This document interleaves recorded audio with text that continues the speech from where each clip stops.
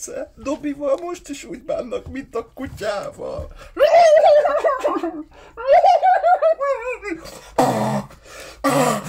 Miért viseled ezt a dombot, Dobi? Ez ura, ez a házimanok rabszolga sorsának jele. Dobi csak akkor lesz szabad házimanok, ha a gazdái ruhát adnak neki. Hallgasson rám! Na jó. Menj.